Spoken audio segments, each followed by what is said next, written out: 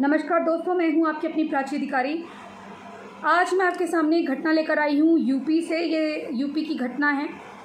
इसमें एक अब्दुल नाम का व्यक्ति जो कि मैकेनिक था पेशे से, वो एनआरआई प्रोफाइल बनाकर लड़कियों से, माइनर लड़कियों से यानी कि नाबालिग लड़कियों से दोस्ती करा करता था और उनसे फ़ोटो मांगता था, उन्हें फंसा कर कि डार्लिंग मुझे फ़ोटो दे दो, मैं आपसे प्रेम करता हूँ, प्यार करता हूँ, अब तो हम एक ही हैं, मैं आपसे शादी करूँगा। ये वो तो बच्चियाँ जो थी, जो नई नई बिगड़ती हैं या नए नए युवावस्था में कदम रखती हैं, वो लड़कियाँ सब आजकल सारी बच्चियाँ अपने आप को नौरा फतेही समझती हैं। तो वो लड़कियाँ अपना फ़ोटो भेज देती थी, बाद में उनको और मॉर्फ करके उनको ब्लैकमेल करता था, उनसे मिलने को कहता था। ना जाने इसने कितनी लड़कियों की ज़िंदगी बर्बाद करी, कितनों को इसने गर्भधारण करवा के छोड़ दिया, यानी कि प्रेग्नेंट करके छोड़ दिया। कई लड़कों को गर्भ निरोधक गोलियां खिलाई, धोखे से खिलाई। कई लड़कियां इसको लगा जो इसके लिए खतरा बन सकती हैं बड़े बड़े घरों की, उनसे पैसा लूट कर उन्हें भगाकर जैसे किसी होटल में ले गया, उससे कहा कि अब हम यहाँ से शादी करने चले जाएंगे। लड़की को अपना नाम कुछ अलग अलग बताएगा, हिंदू नाम बताएगा अब्दुल, कभी राजेश बताएगा, कभी अपना नाम रवि बताएगा। उसके बाद लड़कियों को बुलाएगा। अगर लड़की मान लीजिए प्रेग्नेंट हो गई, 1-2 हफ्ते तक अपने साथ रखेगा, उन्हें ड्रग्स खिलाएगा, उसके बाद उनके साथ संभोग करेगा और दूसरों से भी करवाएगा, पैसे कमाएगा। और कभी कोई लड़की अगर वो लेकर आने में सक्षम हुई ज्वेलरी वगैरह, तो उसकी ज्वेलरी ले लेगा। इस प्रकार के ये लोग कार्य करता था ये अब्दुल। और बाद में पता चला किसी बस्ती मोहल्ले वगैरह में रहता है और धीरे धीरे इसने अपना इसी काम करके 4-5 सालों में घर वर ले लिया है। तो यूपी पुलिस ने इसको 15 साल की एक बच्ची ने, नाबालिग लड़की ने इसकी कंप्लेन करी। उसके बाबत इसको गिरफ्तार किया गया और इस पे कार्रवाई चल रही है। अब इससे पूछताछ करी जा रही है और कितनी लड़कियों का। हालांकि इसने बताया कि अभी तक 50 लड़कियों को अपना शिकार बना चुका है। अभी तक 50 लड़कियों को अपना शिकार बना चुका है। अब आप खुद सोचिए, मैं लड़कियों से बोल रही हूँ, तुम्हारी उम्र पढ़ने लिखने की है, पढ़ाई लिखाई करो।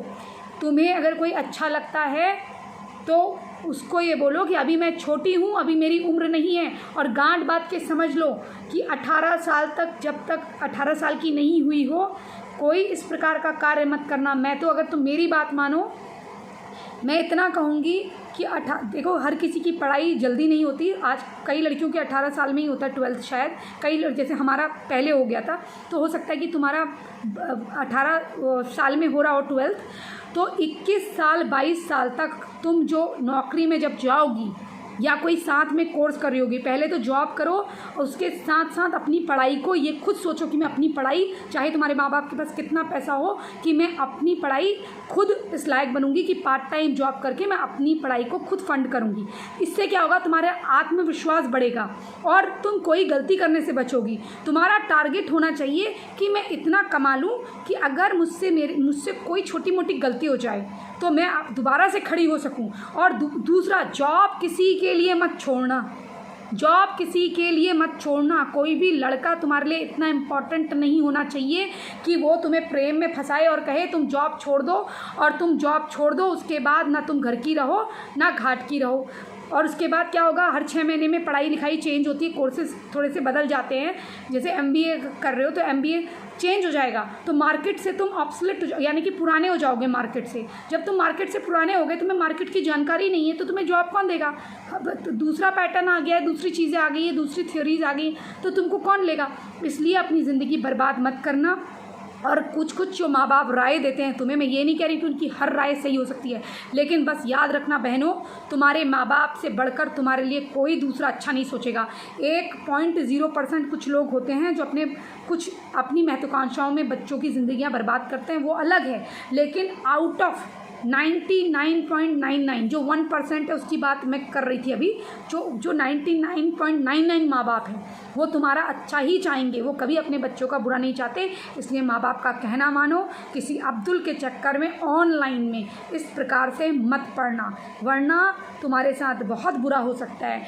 और याद रखो, अगर तुम संभल के रहोगी, तुम्हारा आने वाला फ्यूचर बहुत अच्छा होगा। लेकिन अगर तुम ये इंस्टाग्राम की स्टोरीज़ के चक्कर में और कपड़े उतारने के चक्कर में लगी, अब तुम कहोगी हीरोइनें भी करती हैं। एक बात कह रही हूँ मैं, ये नहीं कह रही हूँ कि कोई लाइन बुरी है, कोई लाइन अच्छी है, लेकिन एक एक्ट्रेस को मूवी में पैसा मिलता है स्टोरी के हिसाब से। अब जो अंट-शंट काम कर रही है, मैं उनकी बात नहीं कर रही हूँ। अगर कोई अमीर लड़की बनी है तो अमीर लड़की के हिसाब से, तो उनको तो रील्स का, हर चीज़ का पैसा मिल रहा है। तुमको जो अपने गांव देहात से तुम कर रही हो अभी से, तुमको क्या मिल रहा है ये बताओ। कपड़े उतारने के बाद तुम जो इंस्टाग्राम वगैरह में कपड़े उतार रही हो, ये जो नंगे होने को तैयार, नंग पिक्चरें डालने को तैयार हो रही हो, तुम ये बताओ तुम्हें क्या मिल रहा है। ये प्रसिद्धि अच्छी वाली नहीं है, अप्रसिद्धि मिल रही है तुम्हें। अप्रसिद्धि यानी कि गंदी वाली। एक होती है पॉपुलैरिटी, एक होता है डिफेम, एक होता है फेम। तुम्हें डिफेम मिल रहा है, और आने वाले वक्त में अगर कहीं नौकरी वोकरी के लिए जाओगी तो वो भी नहीं रखेंगे, वो भी कहेंगे कि इसका तो बहुत बैड पास्ट रहा है। तो यानी कि कुछ ऐसा मत करो जो हमेशा तुम्हारे साथ एक काला चिट्ठा बन के चले।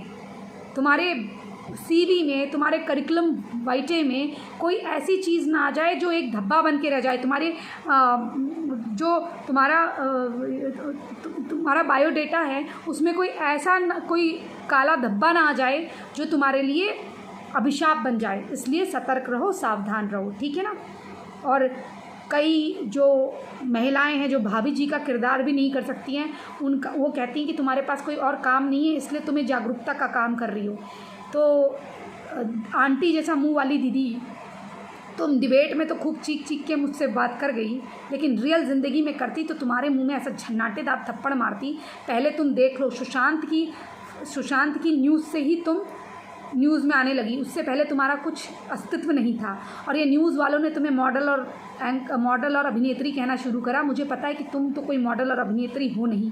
और मेरे पास ये जो काम है ना, ये जो मैं कर रही हूँ, भले ही मुझे इसके कोई पैसे नहीं मिलते, लेकिन मुझे बड़ा संतुष्टि होती है कि मैं अपनी बहनों को, अपनी माँओं को, अपनी दीदियों को, अपने से छोटी बच्चियों को सतर्क करती हूँ, सावधान करती हूँ। और एक लड़की की भी ज़िंदगी अगर मैं बचा पाती हूँ तो मेरे लिए ये सौभाग्य की बात है। और रही बात मुझे इससे पैसे नहीं मिलते, तो ऐसा है बेटा, मैंने कमाया, और जिस दिन मुझे लगेगा, जिस दिन मेरे लोगों को लगेगा उन्हें मेरे लिए कुछ करना चाहिए, वो खुद करेंगे।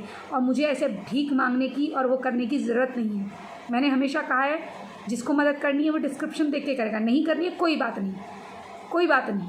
लेकिन मैं मेरे खर्चे से मुझे जो परोपकार करना है मैं करते रहूँगी, क्योंकि परोपकार मेरा कर्तव्य है। मैं सनातनी हूँ, ठीक है ना। चाहे मेरे पास 100 रुपये होंगे, 100 रुपये को मैं 100 रुपये में से चाहे भले ही मैं 25 रुपये खाऊंगी और 75 रुपये बांटूंगी। ये मेरे अपने हैं, तुम्हारे नहीं हैं। तुम्हारे आगे भीख मांगने नहीं आई हूँ।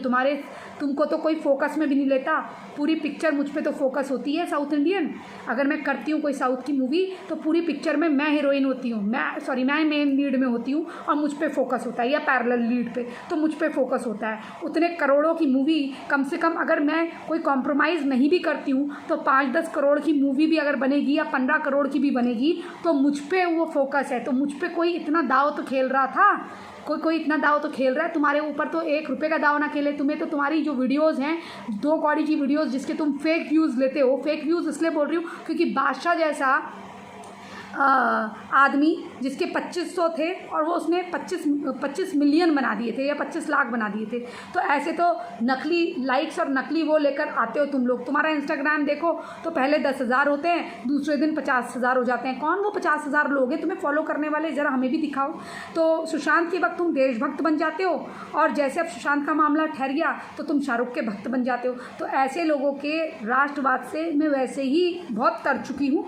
और हाँ, मेरे पास यही काम है कि मैं अपनी हिंदू लड़कियों को जागृत करूं। तो हिंदू लड़कियां प्लीज़ जागृत हो और मुझ पे कोई निजी आरोप लगाए, इसीलिए मैं उन आरोपों का खंडन यही कर देती हूं आप लोगों के माध्यम से। और मैं आपको कहना चाहूँगी कि देखिए, मैं अपनी खुशी से कर रही हूँ, ठीक है। मैं यहाँ पर आपको ये प्रभाव करने नहीं आई हूँ कि मैंने क्या पहना है, मैंने क्या खाया है। मैं इतना जानती हूँ कि बस मैं जो भी करूँ मेरा एक कर्तव्य है आप लोगों को जागरूक करना। मेरे आगे न्यूज़ आई तो मैंने आपको बताना सोचा। तो इसलिए अगर मुझसे कोई गलती हो तो मुझे क्षमा करिएगा, लेकिन मैं बिना किसी स्वार्थ के ये करते रहूँगी जब तक मुझ में दम है। हाँ, अगर आप मेरी हिम्मत आप हो, अगर आप मेरी हिम्मत अगर कहीं टूटेगी तो आप ही लोग उसी का कारण होंगे।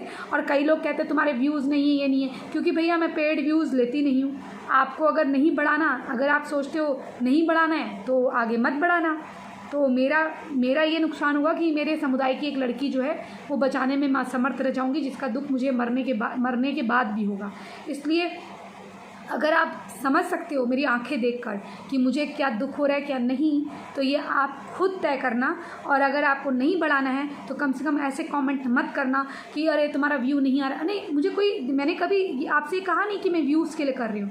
एक आदमी भी देखता था तभी भी मैं सुशांत के लिए वीडियो बनाती थी, मैंने कभी इसका ख्याल नहीं करा है। और रही बात ऐसी मुझे पॉपुलैरिटी चाहिए, तो भैया मेरा इंटरनेशनल न्यूज़पेपर से लेकर हर जगह कवरेज आ चुका है, ठीक है। मुझे पता है कि आपके अगर 1000 फॉलोअर हो या मिलियन हो, मुझे बाहर कितना सम्मान मिलता है, मेरा क्या बैकग्राउंड है, मैंने क्या अपने बलबूते पे हासिल करा है, कौन लोग मुझे नमस्कार करते हैं, वो मुझे पता है। वो सम्मान तुम कभी नहीं पा सकते। तुम इधर उधर से टीप कर नॉलेज नहीं आती है। जब मंच में बोलना होता है ना, तो अपनी नॉलेज से बोलती हूँ। पढ़ी लिखी लड़की हूँ, MBA हूँ, अनपढ़ गंवार नहीं हूँ, ठीक है। इसी संदेश के साथ जय हिंद, जय भारत। मेरी बहनों जागरूक हो जाओ, जागृत हो जाओ। और भाई बहन कृपया अपनी बहनों पर ध्यान दें, उन पे पाबंदी अगर ज़रूरत पड़े तो लगाएं, लेकिन उनको समझा के लगाएं। अपनी इज्जत अपने हाथ में। इसी संदेश के साथ मैं प्राची अधिकारी आपसे विदा लेती हूँ। जय हिंद, जय भारत, वंदे।